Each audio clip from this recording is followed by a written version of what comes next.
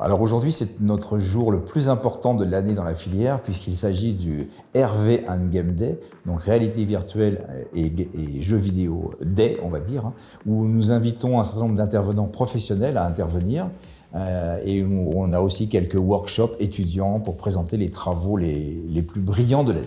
Alors ce Day, il nous permet de découvrir des nouvelles techniques, des nouveaux horizons professionnels que nous n'enseignons pas ici à l'école, des techniques plus profondes, des carrières aussi qui ont été présentées aujourd'hui, des réflexions sur différents thèmes. On a parlé aujourd'hui de l'IA, on a parlé de shader dans le jeu vidéo, on a parlé de carrière dans le développement dans le cinéma. Donc ce sont des techniques que nous n'avons pas l'occasion de découvrir pendant les cours, mais qu'on découvre pendant ce day. Alors le SVI, c'est intéressant parce que j'ai démarré un projet pédagogique qui essaye d'apprendre la programmation 3D à tout le monde, depuis les fondations, avec des mots simples et avec des exemples concrets. Donc depuis très longtemps, depuis 2007, c'est un projet que j'ai démarré en 2007. Donc j'ai une passion en fait, ou un intérêt pour essayer d'apprendre ce que moi-même j'ai appris ou que j'ai eu des difficultés à apprendre tout seul. J'essaie de le transmettre aux prochaines générations.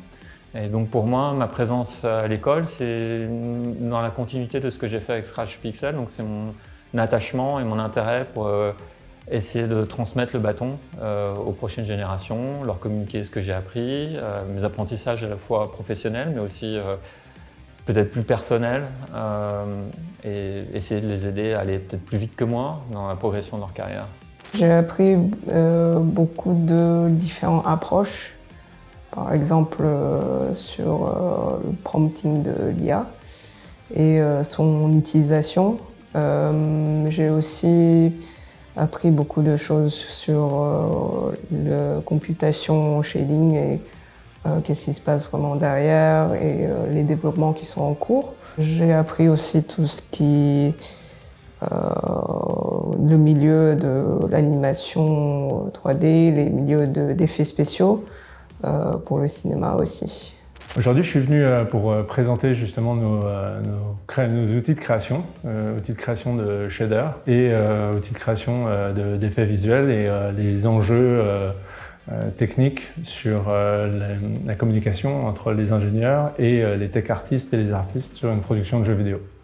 Pour les étudiants donc en réalité virtuelle et jeux vidéo, j'espère que ce qu'ils auront retenu, c'est que c'est essentiellement un travail d'équipe et que travailler, que ce soit sur des effets visuels ou des shaders, on s'inscrit en fait dans un processus collaboratif à la fois technique et artistique qui doit répondre à des contraintes techniques et à des ambitions artistiques.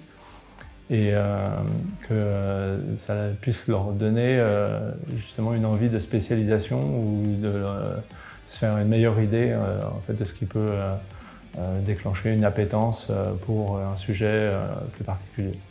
Pour la formation en fait, à l'ESGI, je pense que ce qui est très important pour les ingénieurs, c'est de comprendre que lorsqu'on travaille dans un environnement créatif, on doit servir un besoin. À la fois un besoin artistique et technique dans un projet et qu'on interagit avec des artistes qui n'ont pas forcément le même cursus et qui nous amènent à souvent devoir vulgariser notre connaissance de manière à pouvoir résoudre des problèmes, de pouvoir trouver des solutions ensemble plutôt que de chercher en fait à fournir une réponse toute faite.